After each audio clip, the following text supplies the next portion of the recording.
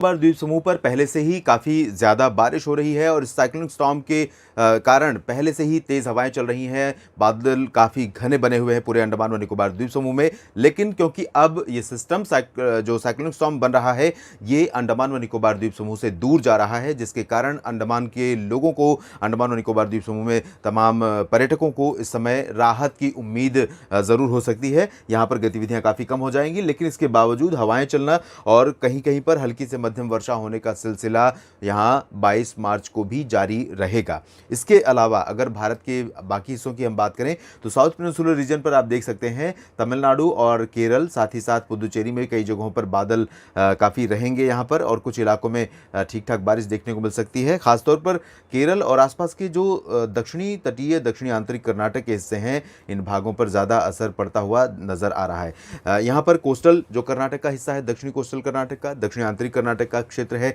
हसन, मैसूरू, बेंगलुरु, इन भागों में कई जगहों पर वर्षा हो सकती है। और साथ ही साथ केरल के इंटीरियर पार्ट्स में, जो कि तमिलनाडु से सटा हुआ है, नीलगिरी रेंज तमिलनाडु का ये है और इसके साथ साथ सटा हुआ केरल का ये हिस्सा है, इंटीरियर पार्ट्स है। केरल का स्ट्रेच आप जानते ही हैं, भारत के दो राज्य ऐसे हैं जो बहुत लंबाई में हैं, दो तीन राज्य ऐसे हैं बेसिकली, जिसमें केरल, छत्तीसगढ़ और अरुणाचल प्रदेश, जिनका जो बनावट है, भौगोलिक बनावट, वो काफ़ी स्ट्रेच लंबी है।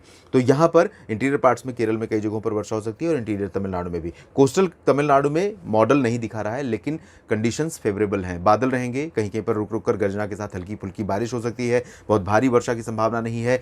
आंतरिक कर्नाटक के हिस्सों में, दक्षिणी भागों में बारिश होगी और उत्तरी इलाकों में हवाओं का रुख बदल रहा है। इस वजह से यहाँ पर बारिश की संभावना आज जो बनी हुई थी, आज शाम तक रहेगी, रात में भी थोड़ी बहुत बारिश हो सकती है। कल यहाँ पर संभवतः आसमान साफ रहेगा और मौसम काफ़ी और गर्म हो सकता है फिर से। तेलंगाना में भी वही कंडीशन होगी, क्योंकि यहाँ पर भी हवाओं का रुख बदलेगा। लेकिन फिर भी मैं उम्मीद करूँगा और अनुमान यह है कि तेलंगाना और आंध्र प्रदेश के रायलसीमा तटवर्ती क्षेत्रों में यहाँ पर मॉइस्चर कुछ न कुछ पहुँचता रहेगा बंगाल की खाड़ी की तरफ से। तो इस मॉइस्चर के चलते यहाँ पर, और बढ़ते हुए सामान्य से अधिक तापमान के चलते यहाँ पर कुछ इलाकों में प्री मानसून की गतिविधियाँ हो सकती हैं। आइसोलेटेड प्लेसेस पर dust storm, thunderstorm, light rain, बूंदाबांदी इस तरह की, या नहीं भी हुई तो बादल तो ज़रूर दिखाई देंगे। इसके अलावा उत्तरी आंतरिक कर्नाटक में मेनली ड्राई वेदर रहेगा। सेंट्रल इंडिया की तरफ देखें तो ओडिशा, छत्तीसगढ़ और पूर्वी मध्य प्रदेश, विदर्भ, इन सभी क्षेत्रों पर आप देख रहे हैं कि यहाँ पर क्लियर वेदर है, वेदर कंडीशन नज़र आ रही है वेदर मॉडल में।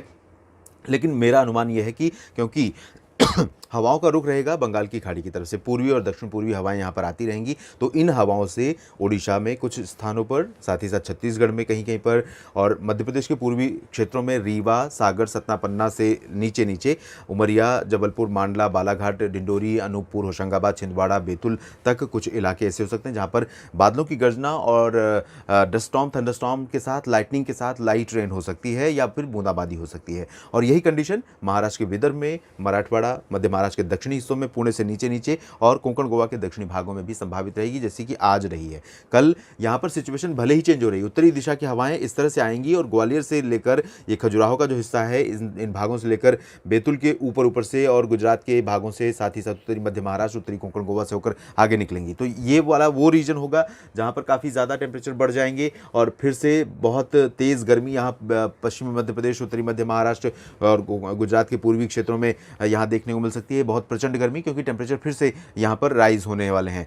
जब भी उत्तरी दिशा की ड्राई वेस्टर्ली विंड्स आती हैं, इन हवाओं के कारण आसमान साफ हो जाता है, एटमॉस्फेयर क्लियर हो जाता है और धूप का असर लगातार बढ़ने लगता है। तो यहाँ पर इस तरह की गतिविधियाँ संभावित हैं। पूर्वी भारत की तरफ देखेंगे, यहाँ पर बिहार, झारखंड, पश्चिम बंगाल के गंगेय उप हिमालयी भागों पर भी इसी तरह की कंडीशन रहेगी जैसी मध्य प्रदेश के और पूर्वी इलाकों, उड़ीसा, छत्तीसगढ़ पर रहेगी। यहाँ पर भी पूर्वी हवाएं पहुँचेंगी, बादल थोड़े बहुत हो सकते हैं और प्री मानसून वर्षा कहीं कहीं पर देखने को मिल सकती है, चाहे वो रांची हो, जमशेदपुर हो, डाल्टनगंज हो, देवघर हो, दुमका हो, और या फिर भागलपुर, गया, पटना, दरभंगा, किशनगंज, अररिया, पूर्णिया का जो हिस्सा है ये वाला, इन भागों में कोलकाता, हावड़ा और मिदनापुर समेत पश्चिम बंगाल के दक्षिणी हिस्सों में भी कुछ स्थानों पर गर्जना के साथ प्री मानसून वर्षा संभावित रहेगी। उप हिमालयी भागों में और अरुणाचल प्रदेश में कई जगहों पर वर्षा हो सकती है, यहाँ आप देख सकते हैं। और नीचे पूर्वोत्तर क्षेत्रों में बादल आने शुरू हो जाएंगे 22 मार्च की रात से और 23, 24, 25 मार्च के बीच में पूर्वोत्तर भारत के कई हिस्सों में, नागालैंड, मणिपुर, मिजोरम, अरुणाचल त्रिपुरा इन सभी भागों में भी वर्षा होगी। असम और मेघालय में भी बारिश हो सकती है। उत्तर प्रदेश में हवाओं का रुख बदल रहा है। जो पूर्वी हवाएं चल रही थी, अब यहाँ पर फिर से पश्चिमी हवाएं आनी शुरू हो रही हैं।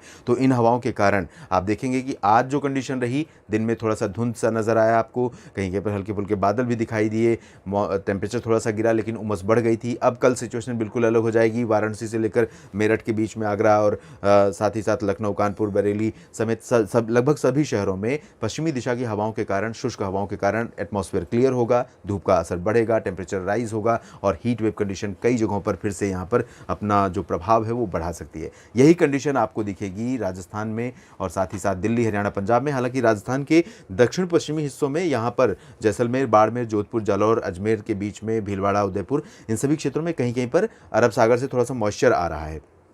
बहुत ज़्यादा इंपैक्टफुल नहीं है, लेकिन ये मॉइस्चर गुजरात के सौराष्ट्र और कच्छ के बीच से होते हुए इस तरह से आ रहा है, ऐसे हवाएं आ रही हैं। तो इन हवाओं के कारण, ऐसे आने वाली हवाओं के कारण यहाँ पर तापमान ज़्यादा है, तो इन हवाओं के कारण यहाँ प्री मानसून वर्षा कहीं कहीं पर हो सकती है।